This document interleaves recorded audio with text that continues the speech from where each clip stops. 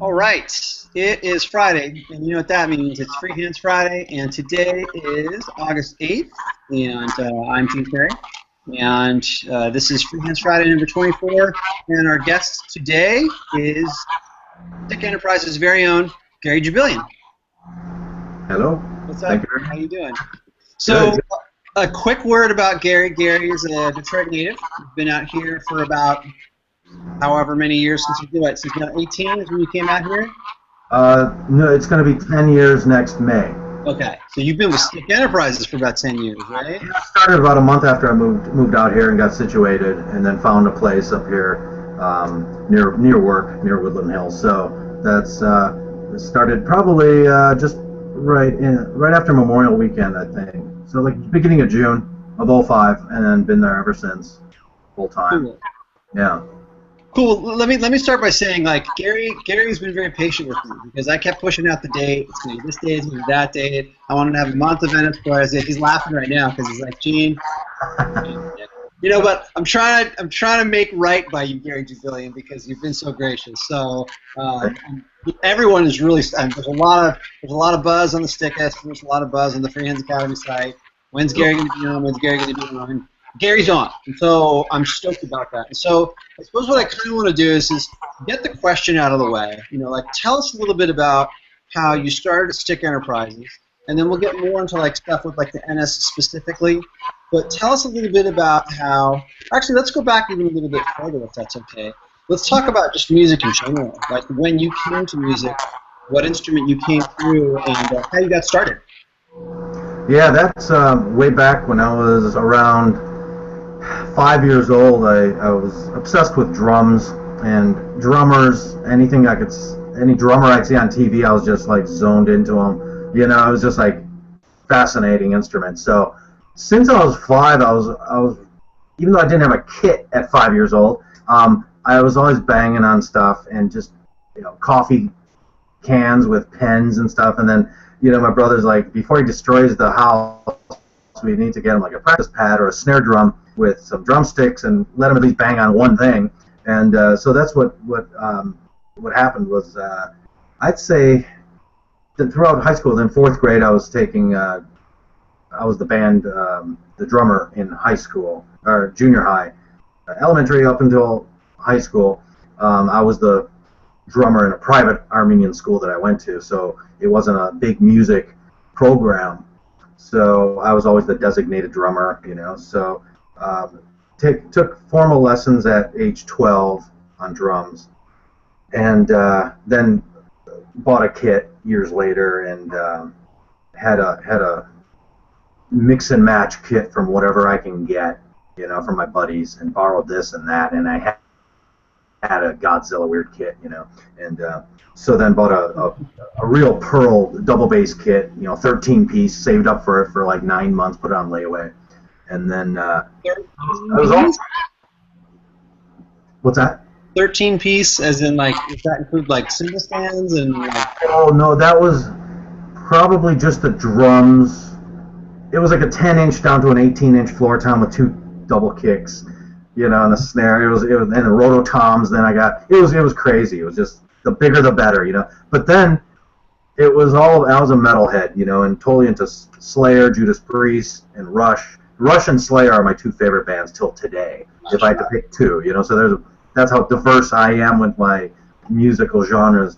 So then Dave Lombardo, the drummer of Slayer, that was like the goal to play as fast as he did on double bass, which I couldn't do, and I was like, well, I can't do this. I was like so disappointed, But then at my buddy Ed's house, I was there for the weekend in high school. I would say I was about 17 at the time, and there was a bass, an old Aspen bass, I believe, like a knockoff of a Fender Precision Sunburst, and the neck was warped, so like the G string was almost hanging off the neck in the high register, and he had that bass there and an old Fender Music Master bass practice amp, like a 12-watt tube, and so it was his neighbors, so it was there, and I'm like, I played a little bit of guitar in high school, and So I just picked it up and I started playing the bass,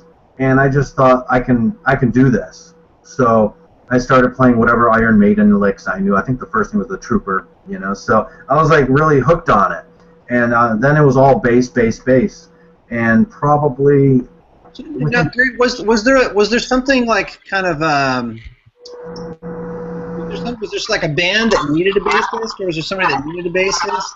You know, like or was there something kind of pushing that effort? I would say Geddy Lee and Steve Harris. Those two bass players, I think, they inspired me, even though I didn't pick up the bass yet. I see. As a drummer, I mean, I appreciated what they did and how they played and what they were playing. Gene Simmons, too, from Kiss. It was like those bass lines are like the melody, really, and Love Gun and all their older tunes. I was like, the bass is really the main part of the tune, the melody, where the guitar is just playing chords and the bass is walking more. And so that appealed to me, too. And then when I switched to bass, I was like, oh, cool, now I could learn all the Rush and Iron Maiden tunes that I would play to the album playing drums. And now I can learn all the bass lines, and that'll keep me busy for a while. And so I got off on doing that. And then was asked to be a bass player in this band, Present Absence. I was probably 21 at the time, and they were like a real amazing guitarist and drummer. And so you moved from Detroit when you were 18, right? I was born and raised in Detroit, in the city of Detroit, until I was 18, almost 18. Then my family, we moved out to the suburbs, to Southfield, which is just north of Detroit. So, and then the house that I grew up in, I mean, the neighborhood became pretty rough after '76, I would say. And our house, the house I grew up in, isn't there anymore. It's one of the houses that just deteriorated and became abandoned, and then the city tore it down. So on Google Maps, I saw it on Google Earth. I was like, oh, let me see my old neighborhood, and my house isn't there anymore, and this house isn't there. And it's pretty depressing. But so then I moved to the suburbs, and then. So a question on that. Yeah. You're not driving like a Subaru, are you? I mean, like, right? I mean, you're not driving. You're not driving like a Toyota, right? I mean. I had my work van when I drove through the neighborhood after we moved out years later. Yeah, it was terrifying. It was like, and then I was married, and I told my ex-wife, I was like, hey, let's go down by my old neighborhood. I'll show you my old neighborhood. And we're going down. As soon as we turn down my street, there's a bunch of garbage on the front lawn of the houses, because it was going to be it was garbage day the next day, and one of the boxes was moving as we were driving by, and then the box tipped over, and these two little babies, like little 2-year-old wearing a diaper, and their older sister were playing in the garbage. It was crazy. And we went around, and I lived one block in from the main street, and it was the most terrifying. I was like, oh my God, we were just terrified. My house was still there at the time, but it was abandoned pretty much. You could see right through it. It was like totally run down, and it was a shame, because that neighborhood used to be really, really nice growing up in the early '70s. Yeah. And but that's Detroit. You know, it's the first to go, the last to recover. And I got out, and then I bought a house in Ferndale, Michigan, and then got divorced, which is part of the, if you want to really know the whole story, it is a great story too, is, we were married, we had no kids, and in 2000, the NS came out, and we got a computer, and I looked online. I always wanted to check into a Chapman stick, and I went on the stick website and saw that the NS stick was just available to the public. Mm. I'm like, wow, this is cool, and so I was thinking about which one to get, a stick or the NS, and being a bass player. Let me back up. So you knew about this stuff, right? Oh, yeah, I knew about the stick back, I would say when I was like 17, 18 years old, seeing ads with Tony Levin for stick in the magazines, and then getting introduced to King Crimson. I was 17, 18 when I was introduced to King Crimson, and then I knew about the stick and Tony Levin since then.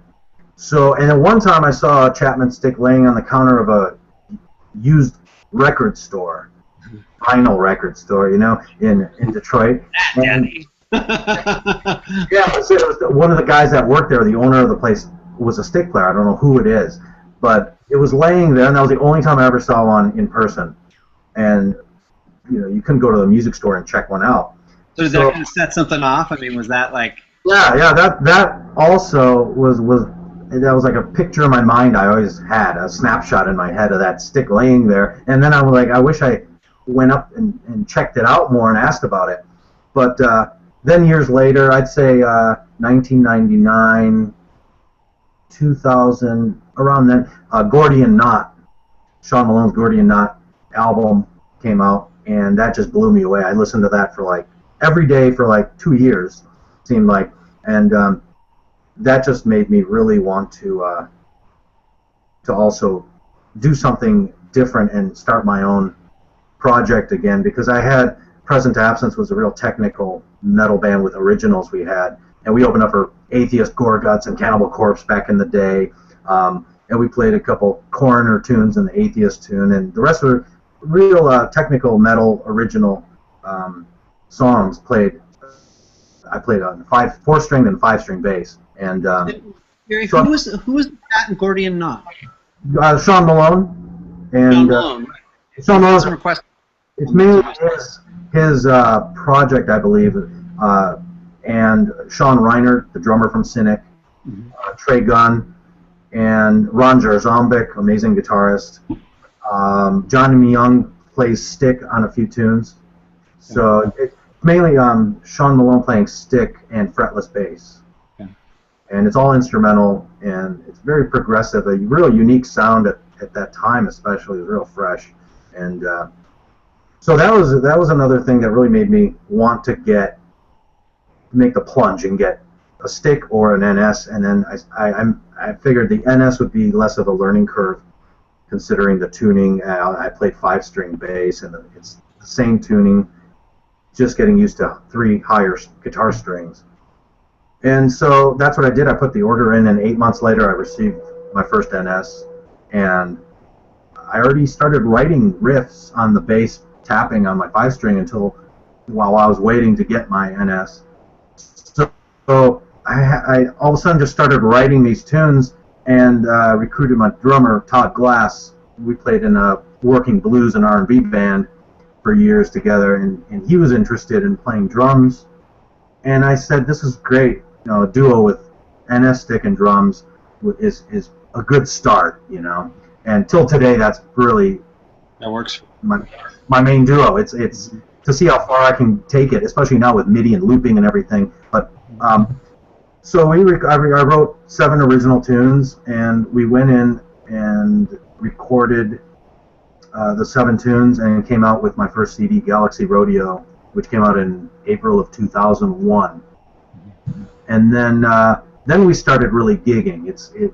Back then bands would gig a lot, create a following, and then come out with a CD. And we did it backwards, and it was kind of a revolutionary thing back then. It was like, wow, these guys made a CD first, and then they're developing their following and selling. You know, it was pretty neat. And then we got a weekly gig every Sunday downtown at the Music Menu, which really helped a lot. And then June 1st of 2001, we got the opening slot for Bill Bruford's Earthworks. Whoa, I never knew that. Yeah, that was huge. It was great. And then after sound check, I asked the owner of the Magic Bag, Jeremy, I asked him if he has an opener for Cab, who's coming 3 weeks later. And that's Dennis Chambers, Tony McAlpine, Brian Auger, and Bunny Burnell. And he goes, I was thinking of asking you to open for them too. So he's helped us a ton. I mean, he helped me so much. So we did that. So we landed these huge gigs opening for these drum gods and these guitar gods, and it kind of, you know, just changed your life all of a sudden. It's like, and then I just went with it, you know. We just want to see how far this will go, and it just kept going and going. And then later that year, we opened up for California Guitar Trio, and then eventually then Tony Levin Band a couple years later, and then Buckethead, Ostrich Tentacles, and this was all at the Magic Bag alone, the one club. And then started doing road gigs and went out to New York City about 4 times over the next couple of years. Jammed with Alex Skolnick Trio, and when he was at Stratospherius, Joe Denenzone. So we did a bunch of gigs together in the Midwest from Detroit to New York. And then I'd say every other month I'd go on the road for up to 10 days or so. And were you playing music full time, or how are you keeping the lights on? I had they weren't all. Some of them were paid gigs. If they broke even on the tour at that time, I was happy. Right. And then started making a few bucks and with the CD sales. But my main gig then, I have a degree in heating and cooling, so I did that for 5 years service, and then I started my own pressure washing company, Gary's Power Washing. And so I did that for 10 years. So I had my power washing business, and then in the winter it slows down, of course, in Detroit. So that would also allow me time to really work on my music and go on the road for not too long, a week, 2 weeks at a time at the most. And then branching out each time, Chicago, and then Louisville, Kentucky, Cincinnati. We played Toledo quite a bit, Cleveland. So where did you play out in Louisville? We played, actually Six Flags had this music festival, and it had stages throughout the park, and we played there. Then an after party thing at one of the clubs there, I forget, where we played a few tunes there, and that was cool. Cincinnati, we play a bunch of places there too. One of them was Sudsy Malone's, which is a I remember Sudsy's. It was like a Saturday. Longer that and a venue. That was hilarious. Yeah. But yeah, great. Those are great. I miss those days, and that's what I miss really about Detroit. Living there, you can tour quite easily, and you can hit so many cities with a short driving time. And Cleveland's 3 hours away. We did a bunch of gigs like Cleveland, and then we come home that night, and just it wasn't worth spending the night there. And we didn't have another gig lined up, but we tried to do it with like Toledo, Cleveland, Erie, Pittsburgh, all the way out to New York and back eventually. So that was cool. That's if I was still there. I always wonder what it would be like if I was still lived there. But out here it's so spread out. Yeah, it's a little bit. Long Beach is a out of town gig, and so it's like 3 hours to get there. It only takes an hour to drive it, but you've got It's the 6.8 million people in between you and there that's a problem. So tell me about when how did you make contact with Stick Enterprises? So, you're playing and you want to keep playing further and well, this is part of the whole thing here.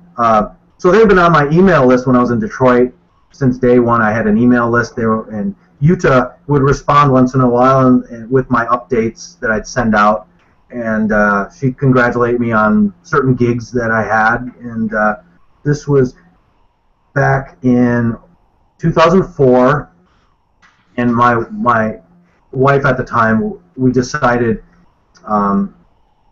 we were married for like 8 years, and we had no kids, so I'd go on the road, and it was kind of like we were doing our own thing, and we just decided, we should just get a mutual divorce and move on. You do your thing, I do my thing, and so that's after talking it over for a while, then we both agreed, it's time. Let's just do that. And then I had a bunch of cool gigs coming up in the beginning of 2004, and I sent it out to my email list, and Utah emailed back and said, congratulations, I wish you a great year. How's everything going? And I said, well, actually, my wife and I decided we're getting a divorce, and I said, I'm moving out to California. I'm moving out to LA, because I couldn't stay in Detroit any longer, and it was just weird, because she was going to stay there in the house that we bought and buy me out. So I'd move out here and just start fresh, And I had nothing lined up, no work. And I didn't care though. I was like, you have to make change for something to happen. And then so we go. It was April 14th, 2004, and we go to the courthouse. We still have our rings on. We were living together the whole time until I moved out. So that was kind of weird, but we got along enough to do that. And so you do the do-it-yourself divorce. And we got a book that said do-it-yourself divorce, like what to fill out and read to the judge. And we're in the car, and I'm like, we better take our rings off before we go in because the judge might not grant us the divorce. And she's like, yeah, you're right. So we take our rings off. We go into the courthouse. We're waiting, and there's like these lawyers, like cat and dog, that are ahead of us, fighting, arguing to get their divorces. And then my ex and I go up there, and we read, the sentence. We have irreconcilable differences, Your Honor. And she's like, are you sure? And we're like, yeah. And she's like, okay, I'll grant the divorce. So that was done. We go back in the car, and we're like, wow, we're divorced. This is crazy. And then she's like, well, I'm hungry. I'm like, well, let's go to Fuddruckers. We got to eat something. So we go to Fuddruckers, right? And we're eating, and I said, the moment we said we're going to get divorced about a month before, she's like, well, I'm like, what are you going to do? She's like, I'm going to stay here. And she's like, what are you going to do? I'm like, I'm going to move to LA. I could do it, And so she's like, well, that's cool. And so we're eating our Fuddruckers burgers, and she's thinking like, well, that's cool. I'm just going to stay here, and the life's going to be the same for me. You have this new adventure you're going to go on, move out to LA, and, but she said, I'm just worried about what you're going to do for work and a day gig. I'm like, yeah, I know it's kind of scary, but something will happen, So we go back home, and I go upstairs to my computer, and she has her computer downstairs, and I check my email, and I get an email from Emmett that says, hey, Gary, how are you doing? I understand you're moving out to LA soon, and would you be interested in a job in production at Stick Enterprises? And so I was like, oh my God, we're just talking about what I want to do. And this email comes, So I just forwarded that email down to my ex's computer, and she's like, just starts screaming, like, oh my God, how cool is that, So that was that, and then it was just a matter, it was up to me when I wanted to move out there. So I was thinking I might work another season in Detroit for power washing and then move out in the fall. But then I also wanted to just get out there, Otherwise I'd have living situation I'd need to coordinate. So I figured the sooner the better now. There's a job waiting for me out there, and so about a month later I moved out here, sold my business, my truck, and my hot water pressure washing machine. This is crazy. It was after Buckethead. We opened up for Buckethead, and he's signing autographs outside. I happened to meet this kid, Brian, that I grew up with in Detroit, my old neighborhood. Mm. And I haven't seen him since I was probably 12 years old or so. And then all these years passed. He's at the Buckethead show. We ended up, talking about where we grew up. I'm like, dude, you're Brian. He's like, yeah, you're Gary. Yeah, oh my God, So he was looking to start a new business, and I sold him my pressure washing business. Wow. My van and my machine. I sold it to him. He gave me the check the day before I moved out here. So I was like wondering, is this going to happen or not? Finally, he did, and so that was great. It was just crazy how that all works out, So actually, the Buckethead show was the most money I've ever made on a gig. So I can say that gig led to me selling my power wash business too. So you know what I say to that is a gig's a gig, right? Yeah. Hey. Mike Watts said it so well. If they're paying, we're playing, right? Yeah. Yeah. Okay, so you got the check. So, but he got the van. Did you take a flight out here? I mean, was it like? Yeah. You have like a stick with like a bag at the end of it, like like an oboe. Actually, I booked a flight out, and I shipped a bunch of stuff out here to my cousin Lynn's and my buddy Ed's. I ship my bases out in their hard shell cases and all the essentials. You know, I had my bunch of clothes, whatever I really needed, and then I flew out. Clothes or whatever, but all my bases and my amps. Yeah, yeah. Shipped those out, and my monitors, my studio monitors here, and so that was it. And then pretty much then immediately started looking for a place to live nearby, because I was in Long Beach with my buddy he said, take as long as you want finding a place, and he happened to go to Europe for 3 months, so he gave me his car to use too, you know. Wow. So it worked out amazing, you know. And we've known each other since kindergarten, pretty much, 2nd grade. So we're brothers. So man, it was meant to be, wasn't it? I mean, like you think about being able to sell the business to a friend there in town. Which I haven't seen since I was 12. The mutual split with the now ex-wife. The temporary lodging and the availability to a car. Now, for those of you who aren't familiar with Southern California geography, Long Beach is in the county south of Los Angeles, and the valley, the San Fernando Valley, is in the northern part of Los Angeles County. So you can't get too much farther within the county from actually stick enterprises. Like Long Beach is probably about as far away as you can get, I expect. Yeah, it was like people like 3 hours each way. That'd be 3 hours each way. Well, it depends. I would wait until like 9:30, 10 o'clock each day to leave and go up to the valley to find places, and then I knew better than to wait until rush hour to drive back. So I had in my time frame enough hours to get my business done in the valley and then get out and get back down to Long Beach, or else I was stuck, So I learned that pretty quick. And but yeah, that drive was just like, oh my God, I could see people are like, I do not live anywhere too far, So I lucked out and I got a place in Sherman Oaks, which is like 10 miles from Woodland Hills. So now I'm in Chatsworth for the past over 5 years now. So I rarely am in traffic, and I don't have to go on the freeway. It's all local. So I've lucked out, and my hours they're 10:30 till 6:30. So even that is very musician friendly. Right. You have a gig, no problem. You have a gig or go on the road. You don't have to worry about the time off. It's just it's up to you how much time you want to take off. There's X amount of you have to put in your hours. If you don't, you're gonna feel it in your paycheck. So it's flexible, but it also makes you have to be responsible too. That's another perk, and the advertising that we just had a bass guitar magazine in England. Here, hold on. Let me see. I did see something. So, there's something out there on the Facebook. Okay, what do we got here? This is the June issue, and they did a little piece on me here. See it?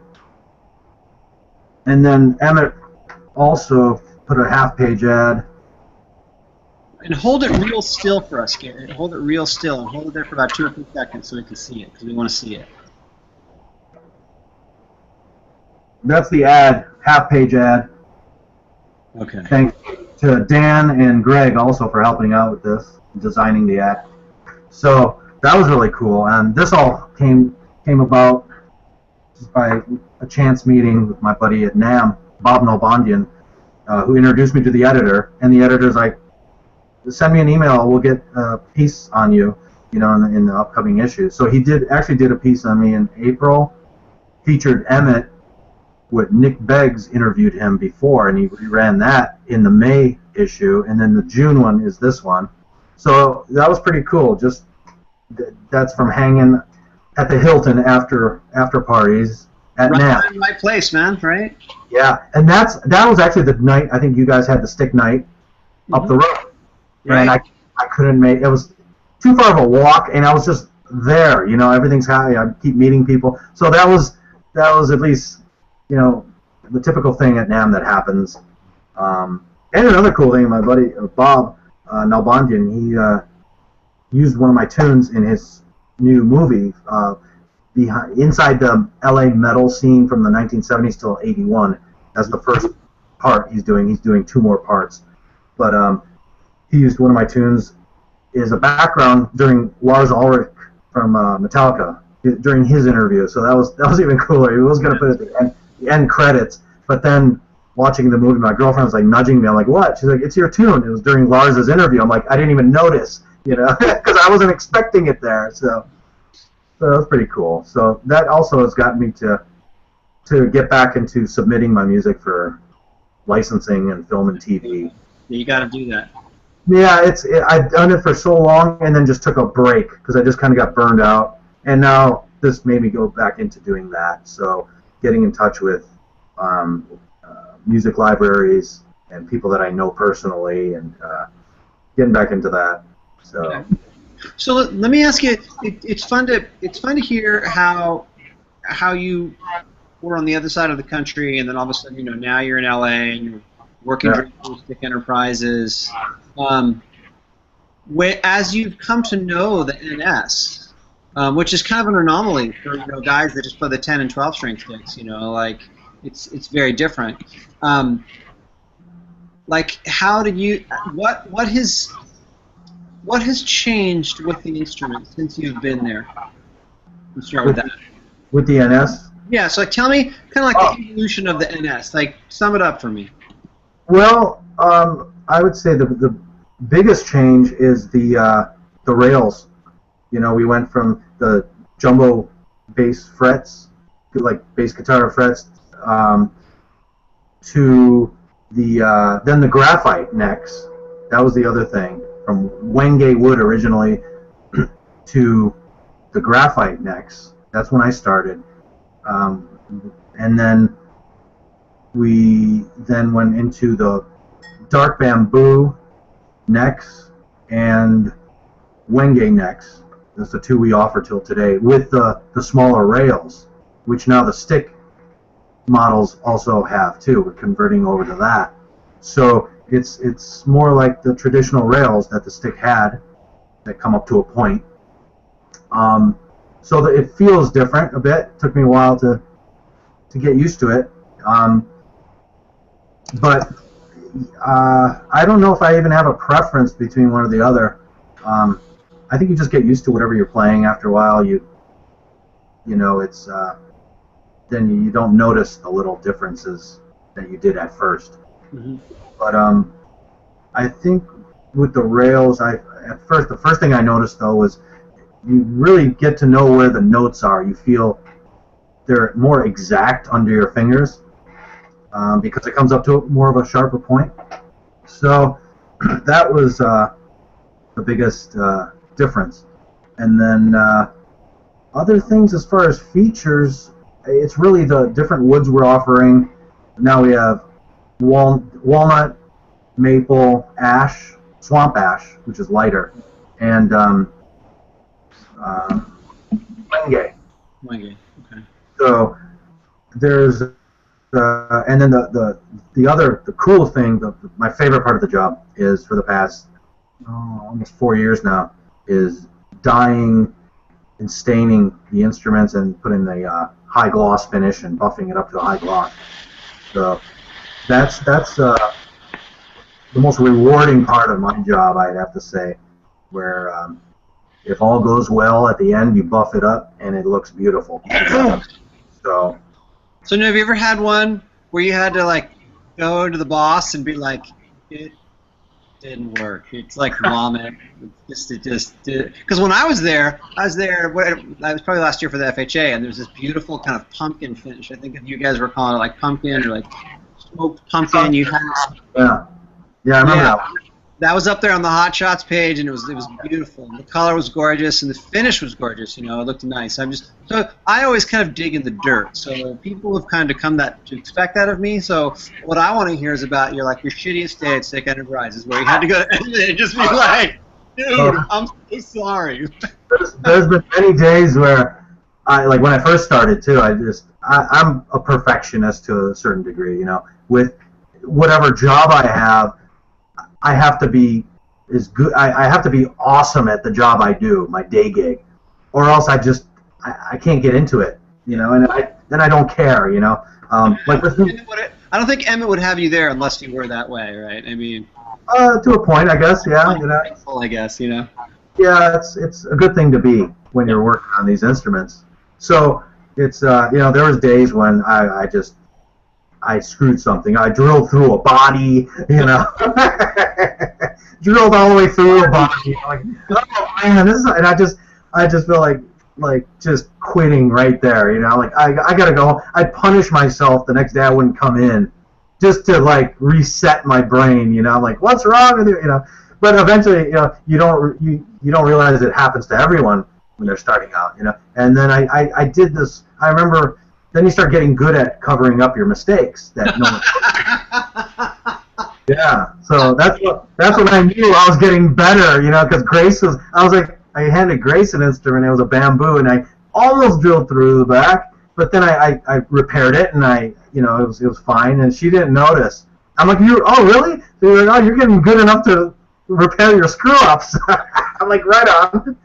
So, but eventually those screw-ups don't happen, So we got it down pretty well where, I don't let it get to me anymore. If something screws up, it's like, oh, well, hey, and you go and show Emmett, hey, I screwed this up. Okay, we'll fix it. As long as you do one instrument like that, you don't do 50 of them. Right. Which has happened before, I've heard, So that's the key. It's going to happen. Don't feel bad. Don't try to hide it. And then I realized you try to hide something, and Emmett knows.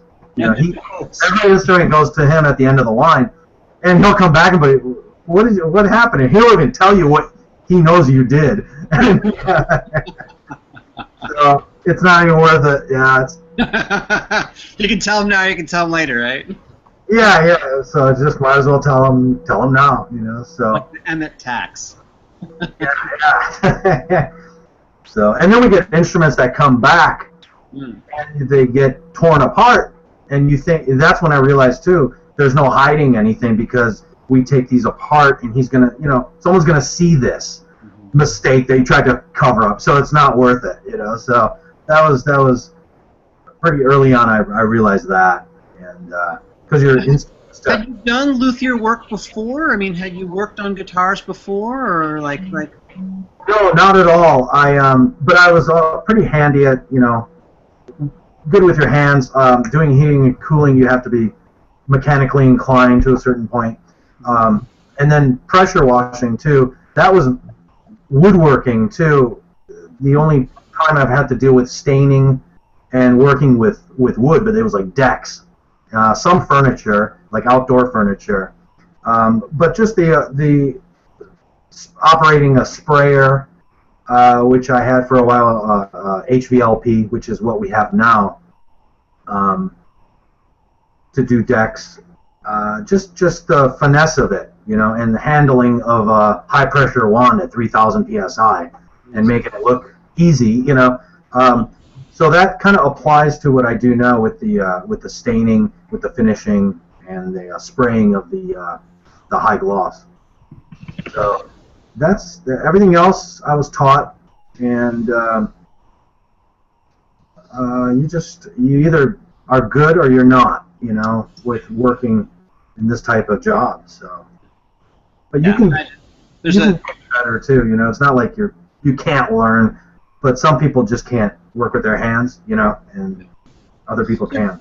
Something that I noticed on one of the NSs, and I'm seeing, I don't even know if we have an NS player on the freaking call. I mean, like, we've got a full house right now. Like, Pear's on the call, which is totally awesome. And we got Rainy Patel, and it looks like, Andy, are you drinking beer? Are you drinking a beer? I want one. He's on mute. So I saw that one of the NSs, there was a kind of an option for the Midi pickup where it drilled through the back, what was on the side. So I was going to ask you about that. Yeah, that's We always ask what are we going to do with the Midi pickup? Do we want to drill a hole through the body and have it mounted in the back? Some players want it on the back, so then we have to drill a hole for the pickup to go through. And then others, like mine here, is mounted on the top with sticky tape, pretty heavy-duty double-sided sticky tape, so it can be pulled off if it has to, and no damage to the finish. Oh, I see. I like it here just because even though I don't really use the buttons, because I have the floor unit and I just switch with my feet. I see. I don't know. I just didn't want. I didn't want it in the back. It's been on the front, and it doesn't really get in the way for me. Okay. Hey, I wanted to. So, a question for you. There's a couple questions running up on the long side here. We've got so many people on the call. I wanted to. We're about 30, 40 minutes into it. I wanted to make sure that if people had some questions, and I think that Per had a question for you. Yeah, Gary, I'm very interested in the half fretless one. Have you played that? I don't play it, but I build it. Don Schiff has one that he plays. There's a few more out there. It takes a lot of time and effort to make one of those. That's why you have to charge. I think it's $500 extra. But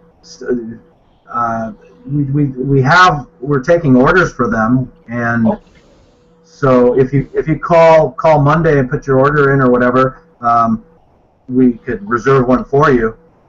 It takes time to make extra time to make those though.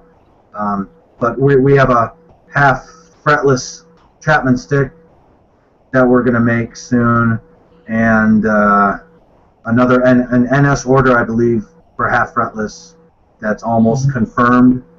So yeah, we have special necks for those that we received that have no fret markings on it, so we could put them on where the player wants them to. Yeah, but you already have the frets on the other side, so I guess there won't be a need for it. Yeah, you can have them, or you know, before we would take a regular neck, and the inlay markers were right in the middle. So when you put the half fretless on there, the metal piece, it covered half of the fret marker.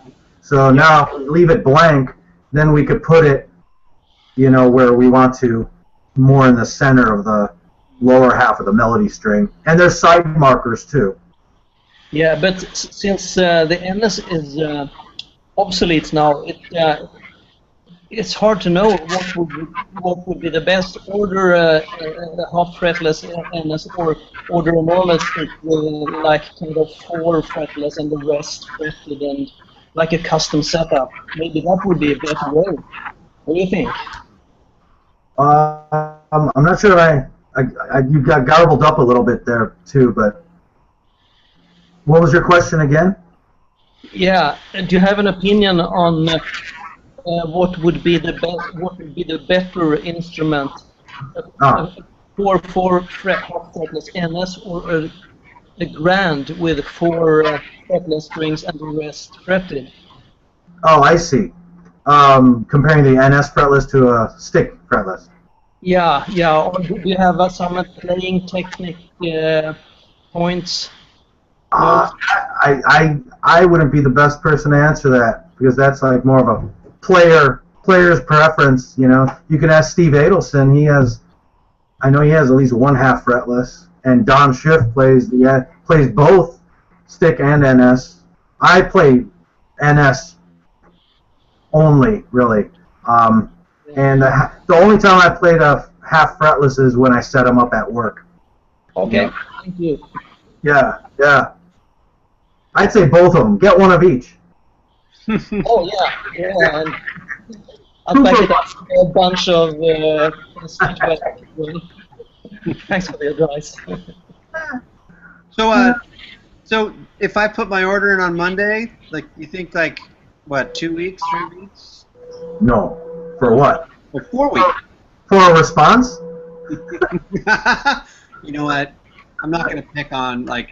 I don't do scheduling. I just build them. I'm not in charge of the scheduling and everything or how long. Sometimes things they just happen to line up. Sometimes we're at the mercy of the suppliers too. Everything's pretty much custom made. Mm-hmm. So sometimes one part and it's out of our hands, holds you up. You have to wait. I mean, I would say expect a longer waiting time instead of shorter, just in case it's done quicker, you're happier, So people should expect a little longer waiting time, I'd say. Yeah. And instead of thinking that within a month they're going to get something, unless we have it used like we bought back or an instrument in stock. There's some NSs that I have, a couple left, which I built the bodies. The order got canceled. We just kept it the way it is without a neck on it, waiting for someone to ask for that type of model or that type of wood, and whether they want a wenge or a bamboo neck. So we sold quite a few lately, which were bodies that were sitting around waiting for a buyer. So that could happen too. They could luck out with that, But to start totally from scratch, the NSs I do pretty quick, depending. But I am also building the stick too. Oh, really? Yeah, I started with the stick before the NS because we were waiting for a batch of new bodies to be shipped to us. The woods. And so it was about a year until I really got into working on the NS when I first started working at Stick. And then there's times when I'm only working on NSs, mm-hmm. but then we all, try to know each other's jobs to a certain extent. And then there's, right now there's a big demand for the rail boards. Mm-hmm. So those are a big push. And there was just a big production run that was completed, correct? Yeah. It was like, I'm not sure the exact number, but there was quite a bit. It was probably the biggest one to date, and there's still the demand is there. A lot of new players, I guess, are purchasing the railboard who have never played a stick before. It's their first stick, and it's a railboard. So that's a good thing that new people are getting introduced to it and putting in their orders, and it's all's going good. Good. So Gary, I can't even keep track of the questions. They're happening so fast. So let me turn it over to Russell here because I think he was next here. Sure. Yeah. Hey, Gary. A couple of questions. Some of them might have been answered, but the sticks are built on a schedule. Is there enough demand that the NS stick is on a schedule too, or is it more like wait? It depends. It comes in spikes. You can get a bunch of orders at one time, and then I will then do a small little run of those. And then because it's just more efficient to do the same job at the drill press, set it up, and take care of X amount of instruments, no matter what you're doing, whether it's stick or NS. But yeah, then I catch up with all the orders. They're all shipped, and then we wait for a new batch of orders. It's pretty quick to get an NS these days. It's because everything's so streamlined now, and we have all the parts for to build quite a few at one time. So the wait time on an NS right now depends if they want gloss or not, which takes longer. But if it's just natural, it could be as little as 3 weeks. Figure a month, And then another thing I wanted to ask was, you said you work on sticks, so you set up the sticks, and then you also set up the NS sticks. What's your approach to setting up the NS stick, considering it can be set up either, for a very low action or a higher action, or you just deal with what the customer wants, or do you have a preference? Well, I set it up. We ship them all. Emmett sets them up the way he wants for the optimum lowest setting. Unless a player requests something, which I don't think I've ever ran into that.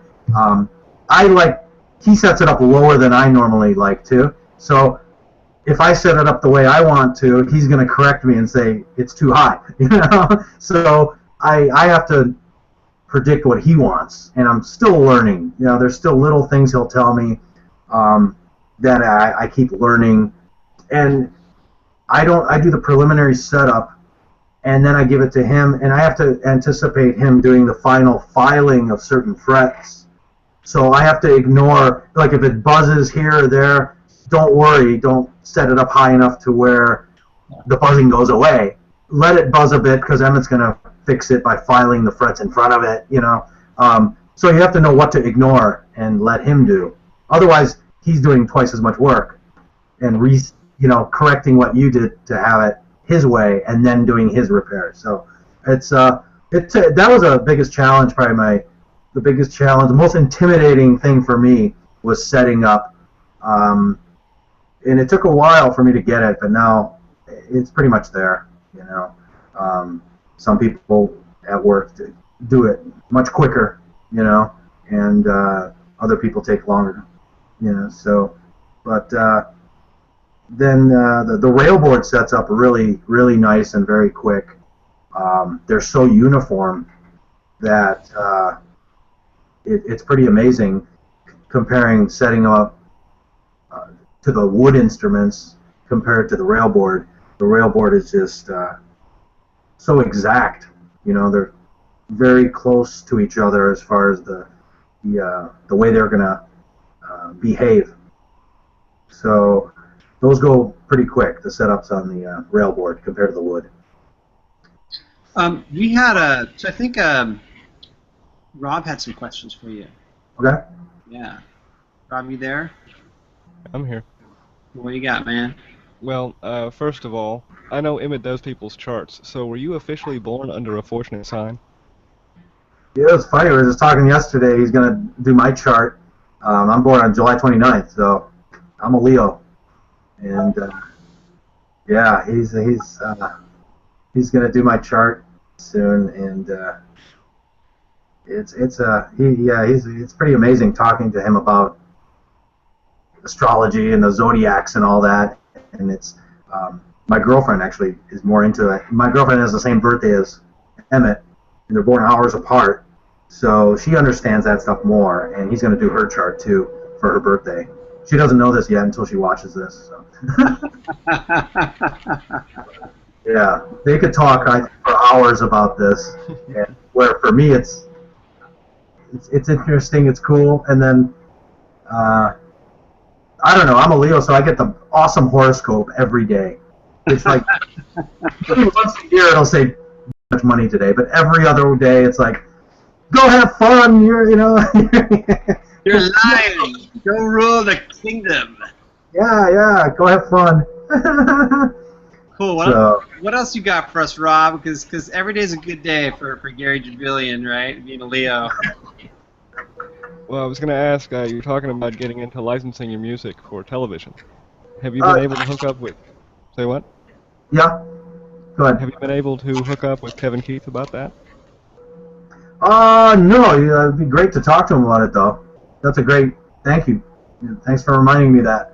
Well, stick guys seem to stick together pretty well, pun intended. And last question, is there anything you'd like to play for us today? I could. It's clean, going right in, no effects or anything. I could do something here. I don't know. Yeah. So we want to make sure that Ben's cool. That we wanted to hear less talk, more rock. So Gary Jibilian, play us something, man. Well, you know what, Ben. We were Skyping a couple times, and he showed me this thing that he says that I influenced him on, or that I do in one of my tunes, and I don't I think I know what he's talking about, which tune, but it's a cool technique. I'll be showing this next week at the Academy, but it's a...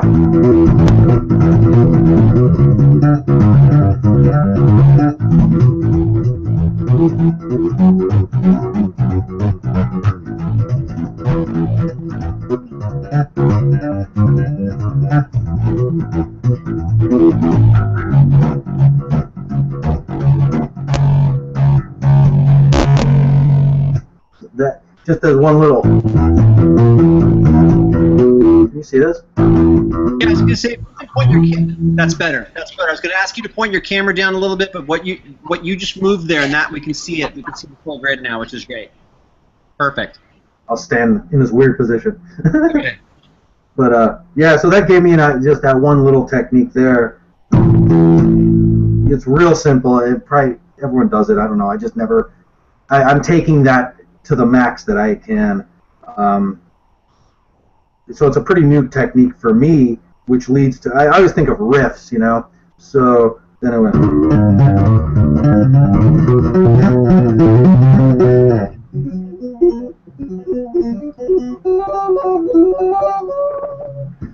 So that's one of the things there, and like.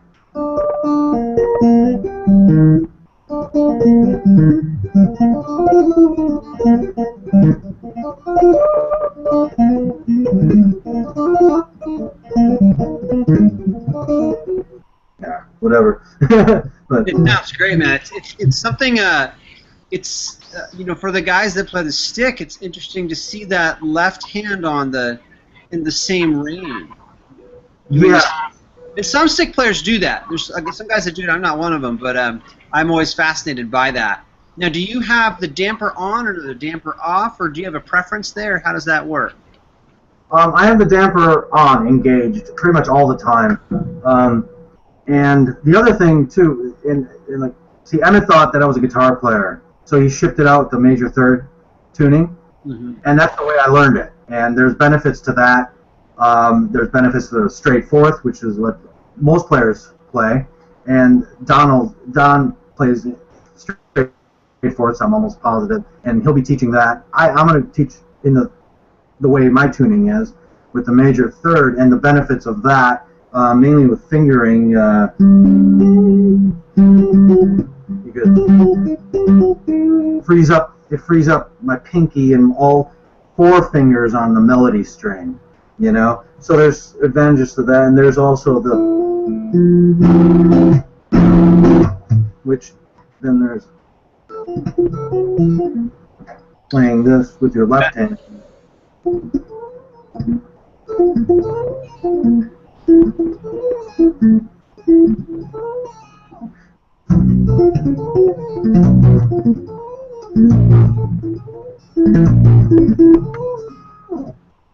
Like that, you know, and then there's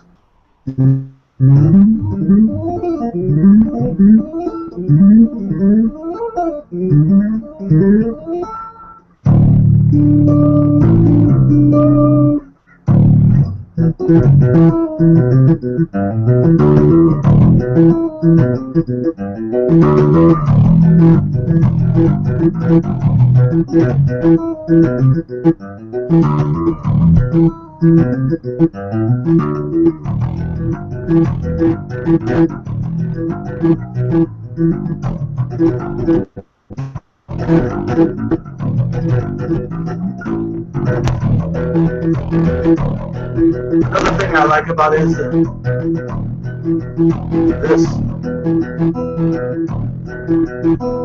You know, your octave here is low note on the B string, wherever you're at.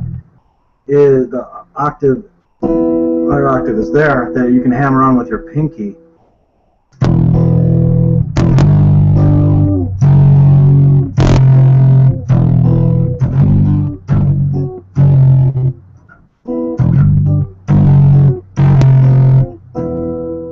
Which I like a lot, you know.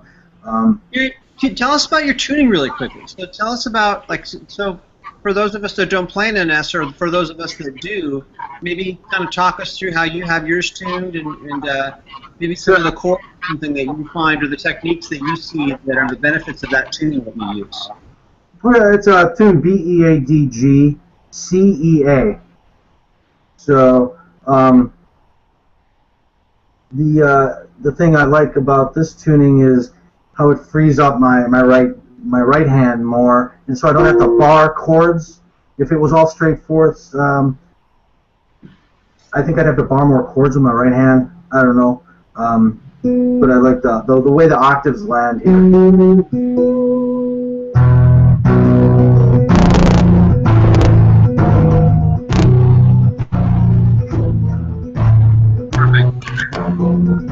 You know, like that.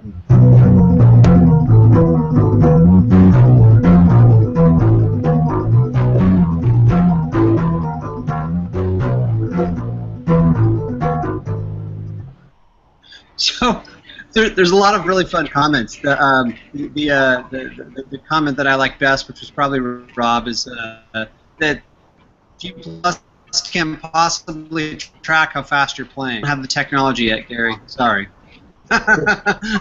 Your fingers just look like a blur. I'm sorry. No, that's the way you play. So it's cool. It's interesting to hear about the tuning and how you know, a lot of people are, you know, what's the best tuning? What tuning should I use? I want to get a book with a certain tuning. What sort of suggestions do you have for people with regards to tuning? I mean, is it a hang-up? Is it necessary? Is it unnecessary? Do you think that people overthink it? Do people not think about it enough? We ship the NSs in straight fourths, unless someone asks for the guitar tuning or any other tuning. I would say, you know, if I started today, I'd be curious to just use the straight fourths. I think mentally, remembering where things are, it would be easier to play. I think with soloing too, if it's straight fourths, that would be a benefit, you know, easier to play. Then if you're a guitar player, the guitar tuning would be more natural to you, and you could do open chords, which I don't do, and you can have the damper on the melody strings disengaged while they're engaged on the bass strings, or vice versa. You know, Don does that quite a bit, I think.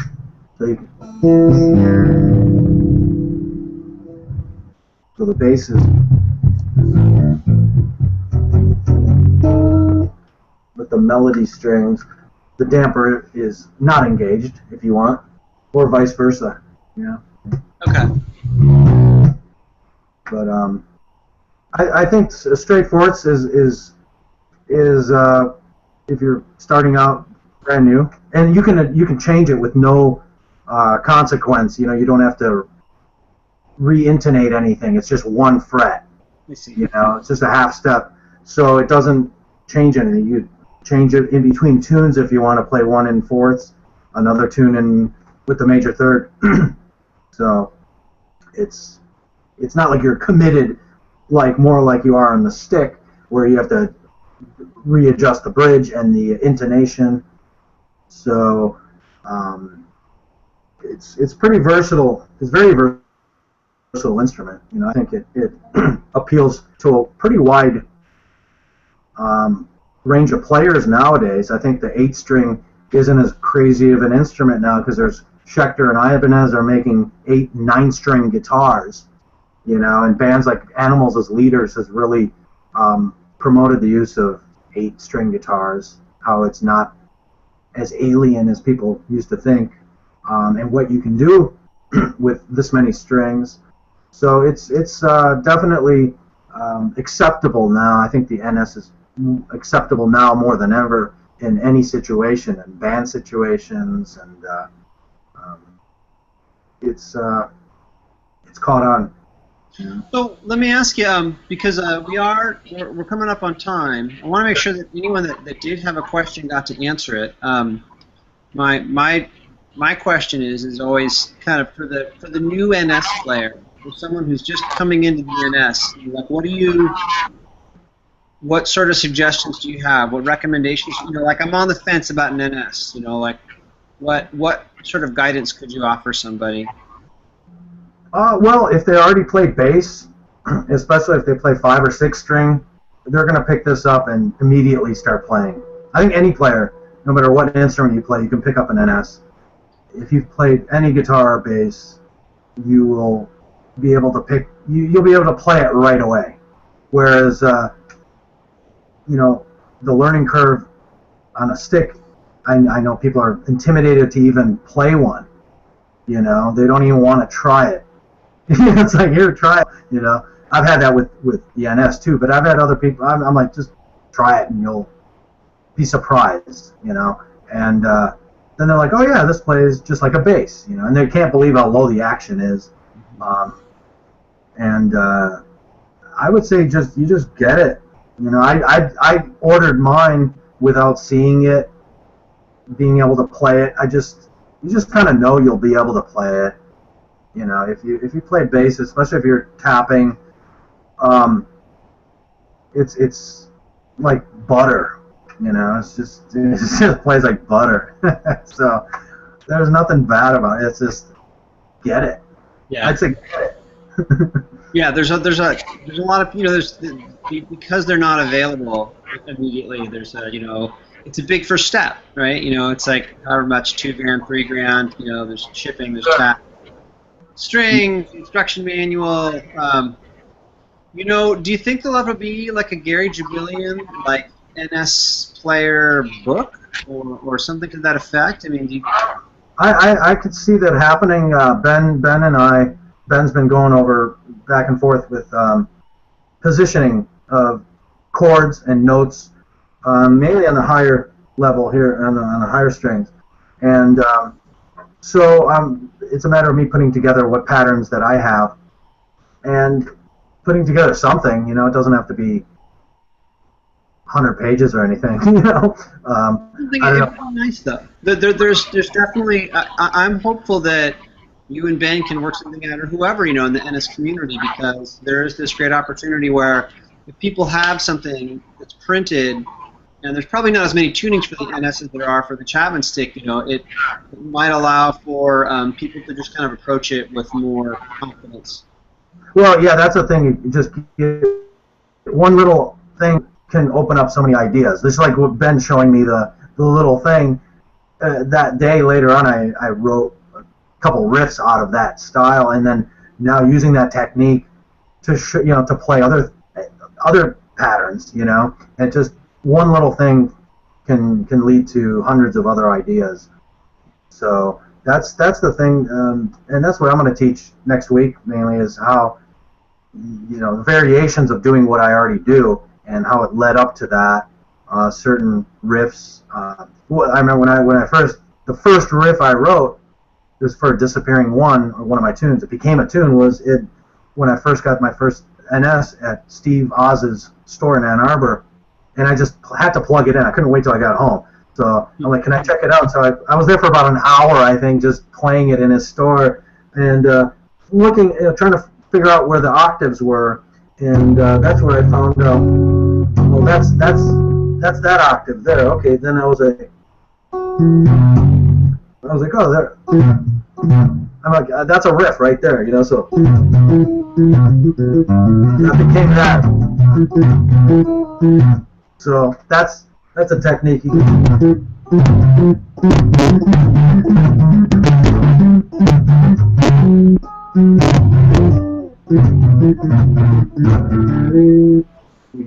I've never played that before. You know, so it's just, they're just all patterns, you know. It's and I like the NS, how it's one big instrument for me. You know, I run mono, and I do live loops on the fly. So if I want a bass line, I loop the bass line, then go over it with anything else, a melody, an effect, Midi, and then a distorted solo over that. I tried using the stereo chord at first, but there wasn't enough notes on each bass grouping and melody grouping. It seemed like because the riffs I write incorporate all the strings, so it kind of sounded weird having a processed guitar and a clean bass, you know, for a riff like Disappearing One. So I just went mono, and it's all coming out of one rig, you know. So it's, I like it a lot, you know. Cool. Well, I think I'm going to get ready to wrap it up. I know that if anyone else has any other comments that they wanted to ask, Sure. they wanted to ask Gary, now would be the time to ask him. Jump on in, guys. Yeah, I have one, Gene. Yeah. But Gary, I just wanted to say I was listening to some of your stuff where you're looping live like that, and it's like walking a tightrope without a safety net. Because, and I really dug it because a lot of loopers I hear are doing ambient stuff, and that's cool. That's really cool. Right. Make your way out of an ambient loop going wrong, whereas between you and the drummer, it's like that's got to be a whole thing to keep together. And yeah, it's razor sharp. It's got to be like right on to the beat, you know, and bringing the loop in and out, and the MIDI too, bringing that in and out. Having, you know, a horn part or bells or whistles coming in at the most unexpected time, you know, and to do that at the right time and bring it in and out, and people are like, what the heck was that? Where did that come from? You know, so it screws with their head, you know. The first time, I didn't know what people were making a big deal about what I do in my live playing when I first started this until I saw a video of myself, because I never saw myself play this thing and the loops and all that, you know. And then I was like, oh my God, that's what these people, you know. And I stopped playing with the loops going, and like, oh, these poor people, like, what's happening to their heads, you know? So it was pretty wild, like, to see yourself, you know, why are these people making such a big deal of this? Until you watch yourself on a video, because I have too many things to think about at any given time, you know. It's like as if this instrument's not hard enough or enough of a challenge. I need to put MIDI on it and then do the loops and bring the loops in and out. And so it's more of an orchestration thing that I incorporate looping with too. I have some tunes that are loop based from the beginning till end, and then I have other ones where there's a bit of looping, and then other ones that have no looping at all. So it's good because I don't rely on just loops, you know. So, but yeah, thank you. That's thanks for the compliment, because it is a challenge. Yeah, I think being a drummer has helped me with that. Yeah. So, you know, before we wrap here, tell me a little bit about Jay, man. Oh, Jay's amazing. Yeah, Jay Sitar. He's been I've been with him longest out of any drummer I've had. He's the 9th drummer I've had since I've had the NS. And I had amazing drummers before in Detroit too. And he's the 3rd drummer I had out here in LA, and we've been together, geez, I don't know, 7 years now. So he's a wild man. He's very much influenced by Terry Bozzio and Mike Portnoy, kind of a mix of those two guys, you know. And very cool, laid back guy, funny, energetic. He's up for anything. He's not. You know, when we went on the road, you know, the start time changes, we're both like, yeah, whatever, you know. It's cool when it's just 2 guys, because there's not the 3rd guy to influence any weirdness. You know what I mean? So anything goes, everything's cool, you know, no prima donna attitude. That 3rd guy would force a vote, wouldn't it? That 3rd guy would force a vote. Exactly, yeah, that's the thing, you know. If it's just you and another guy, everything's fine, everything's cool. The artwork for the CD, do you like it? Yeah, man, that's fine. Okay. You know? And then trying to be in a band with women in it. I've been in a band with 2 women, and none of them liked any of the pictures because they didn't like the way they looked, and nothing got done, you know? So, and just one guy, you know, likes beer, likes to drink beer, and everything's fine. Billy, I'm cutting you off. I'm cutting you off. We're having way too much fun here. Yeah. But mostly all true. Right? So let me close with this. Well, I always like to. Russell, is there anything that I missed? Is there anything that we missed or that you need to cover? Okay. I think what I'd like to do here, Gary, is, well, for starters, thank you very much for your time. Thank you. Thank you. It's a pleasure and honor, and I know a lot of people are. Oh, Greg had a question. We're not done yet. Greg, Okay. sir. Yeah, I'll take my mute off there. I was kind of curious what kind of looper you use. The Boss RC50. Oh, nice. Yeah, that's Uh, pretty in depth. It's really a great looper. Before that, I had the Line 6, the green pedal, that has a looper on it, but that thing it just failed. On the second one I had also failed. So that's when I got this looper that does pretty much everything you want it to. So I've been pretty happy with it at about 4 years now. I had another question I thought up earlier. When you're building sticks, have you ever thought about one that you thought was just that much better than the other ones and really sung to you more? And kind of hated to sell it because you thought it was just turned out better than the rest? As far as the sticks, they're pretty much uniform. Everyone is so. The only thing is the color. The rosewoods we've been getting in lately are just amazing. Yeah. So aesthetic thing. The railboard is a totally different thing. That has a totally different feel and sound. I think it sounds really. I like it a lot. I think it's. That's what I'm. Yeah. Yeah, and then with the NSs, they're pretty much the same. It's just the weight in the bodies. The maples, the Wenges are heavier. The maples are pretty heavy. The swamp ashes could be very light, but it doesn't affect the sound. You know, it really doesn't. It's they all sound the same. It's just a matter of weight. Some people like a heavy instrument. Some people like a light one. And then the different finishes. The ash takes the dye really well, and it has these really nice grains, recessed grains that just stand out. So my favorite is, to do a light sunburst effect with a high gloss finish. Yeah. And the purple one we did came out really nice. It was for a player in Colorado. He sent me a picture of his guitar. That's all I had to go by. It was a sunburst, not a sunburst, but a purple guitar Strat that was lighter in the middle. And I got it pretty damn close, So he was really happy. Yeah, that one is up on the site. Greg said it had a lot of hits on there. That's probably our favorite one, Cool. So, let's see, what was I going to ask you here? Well, I think we are at time. So I want to try to keep it an hour and 15 minutes. We did get some time to hear you play, which is great. And also we have kind of a quick announcement. Free Hands Academy is proud to announce an exclusive set with Jibilian and Setar actually on Friday night, which is the night before, which is August 15th. Which means on August 14th we're going to have String Planet with Larry Tuttle and Novi Novak.